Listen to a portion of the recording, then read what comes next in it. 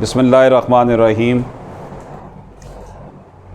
मोहतरम नाज़रीन, आज की ये वीडियो इसलिए अहमियत की हामिल है कि इसमें बतौर उस्ताद और बतौर प्रैक्टिसिंग लॉयर मैं वो टिप्स आपकी खिदमत में पेश करूँगा जिससे जो सिविल जज बनने के रास्ते में जो रुकावटें आती हैं उसको दूर किया जा सकता है। लाहौर हाई कोर्ट ने जो नया सिलेबस दिया है सिविल जज के एग्ज़ामिनेशन के लिए, उसमें 7 पेपर हैं।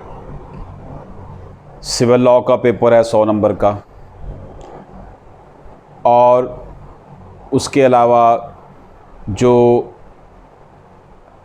क्रिमिनल लॉ का पेपर है, जनरल लॉ का पेपर है, सिविल लॉ 2 है, वो एक पेपर है 100 नंबर का, इंग्लिश का 150 नंबर का पेपर है, उर्दू का 150 नंबर का पेपर है, और जनरल नॉलेज का 100 नंबर का पेपर है। अब हम जब बात करते हैं ओवरऑल एग्ज़ामिनेशन की प्रिपरेशन के हवाले से, तो सिलेबस को तो देख लें। सिविल लॉ का जो पहला पेपर है उसमें 100 नंबर हैं। कॉन्ट्रैक्ट एक्ट उसमें शामिल है, गार्डियन एंड वार्ड एक्ट शामिल है, लिमिटेशन एक्ट शामिल है, मुस्लिम फैमिली लॉ जो है पाकिस्तान में वो शामिल है, पंजाब प्रीएम्पशन एक्ट शामिल है, पंजाब रेंटेड प्रेमिसेस एक्ट शामिल है। फिर जो सिविल लॉ का दूसरा पेपर है वो भी 100 नंबर का है, उसमें CPC है, सिविल प्रोसीजर कोड है, जनरल क्लास एक्ट है 1897, कोर्ट फी एक्ट है, रजिस्ट्रेशन एक्ट है, स्पेसिफिक रिलीफ एक्ट है, और पंजाब लैंड रेवेन्यू एक्ट है। जो क्रिमिनल लॉ है का पेपर है 3rd, उसके भी 100 नंबर हैं। उसमें PPC है, पाकिस्तान पीनल कोड 1860 है, the code of criminal procedure code यानी CRPC, और जुवेनाइल जस्टिस सिस्टम ऑर्डिनेंस 2000 है। ये क्रिमिनल लॉ के हवाले से है। जनरल लॉ में कानून शहादत है जी, बहुत अहम चीज़। हाई कोर्ट के रूल्स एंड ऑर्डर्स हैं, constitution of Islamic Republic of Pakistan है, पंजाब सिविल कोर्ट्स ऑर्डिनेंस 1962 है। जनरल लॉ में भी उन्होंने देखें बड़ी अहम चीज़ें रखी हैं।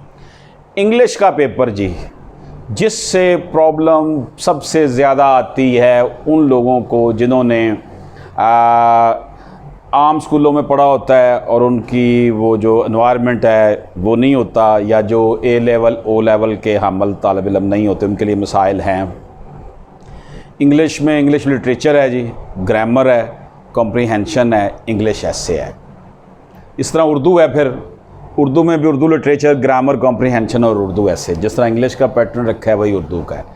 जनरल नॉलेज में एवरीडे साइंस, जनरल नॉलेज है, पाकिस्तान अफेयर्स है, इस्लामियात है, और इंटरनेशनल रिलेशन है।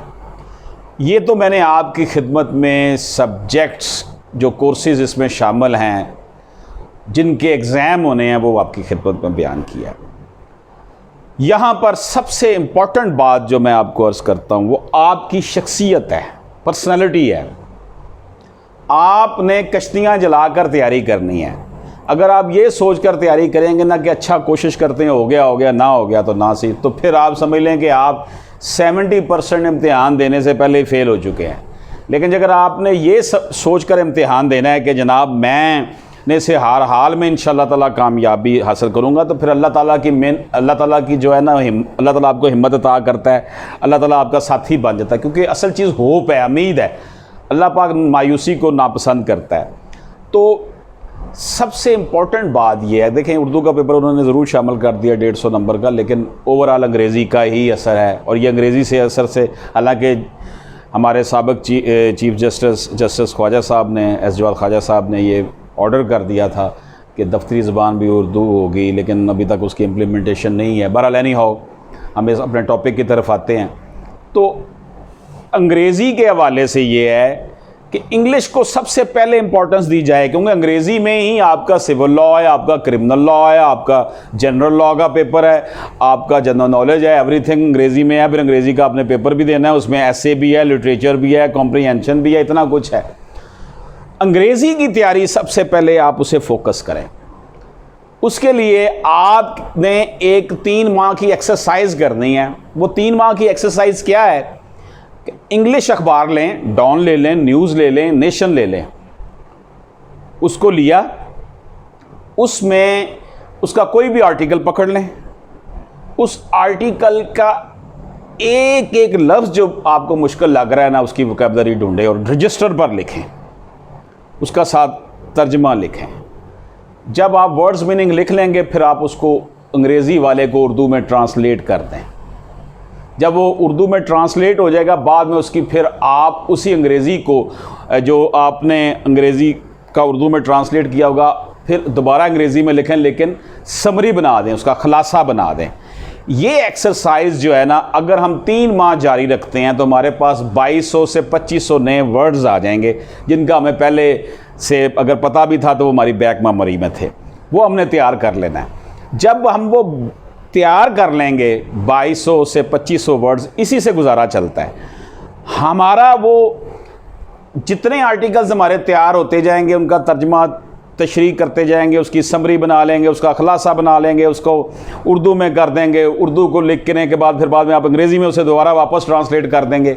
तो ये 3 माह की एक्सरसाइज आपको इतना एक्सपोजर दे देगी कि आपका जो ऐसे वाला पेपर है वो बड़ा ज़बरदस्त तैयार भी हो जाएगा साथ, क्योंकि जितने भी उन अखबार में करंट अफेयर्स चल रहे होंगे वो आप पढ़ेंगे न्यूज़पेपर में।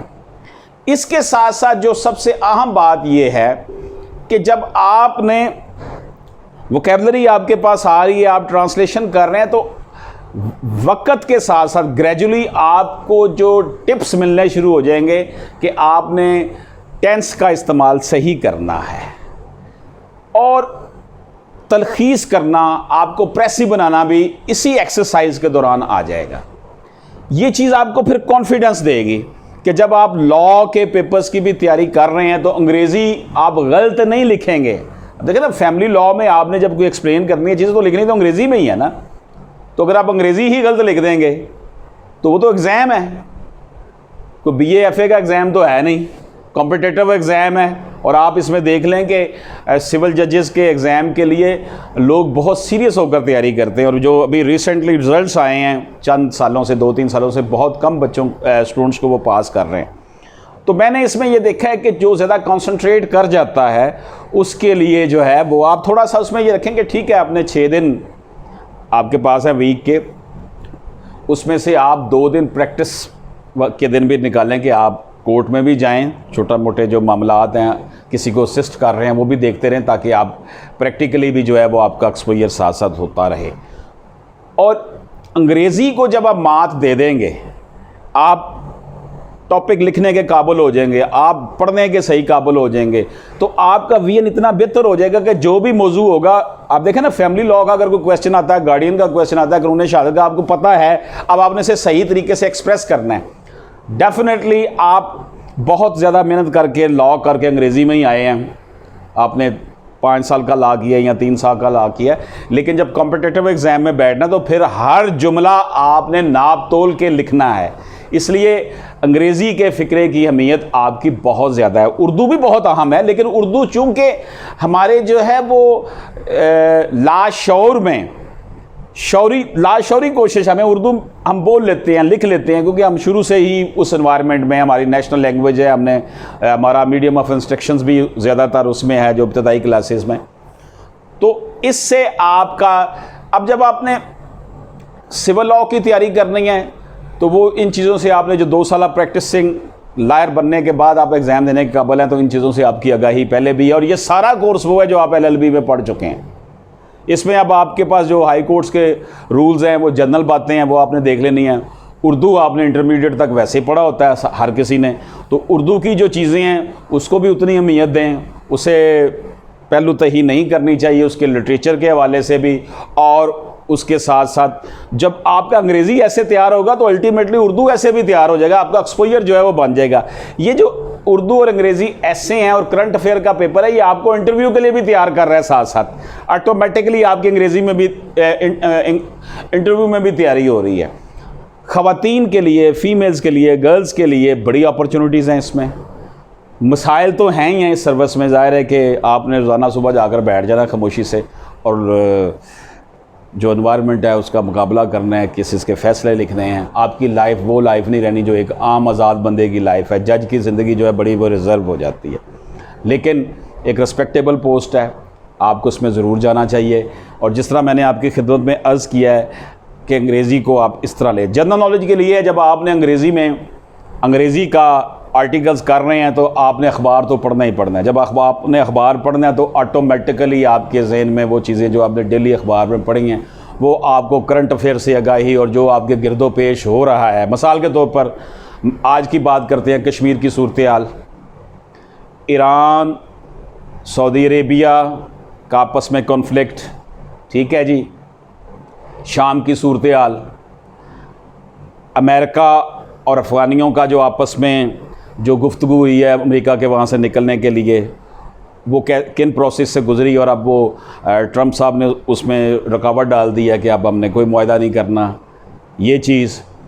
और हमारा जो CPEC का प्रोजेक्ट है जिसकी वजह से सारी दुनिया की नज़रें इस खित्ते पर लग गई और पाकिस्तान की कश्मीर की वजह से भारत के साथ जो इंतहाई सूरत हाल ख़राब है।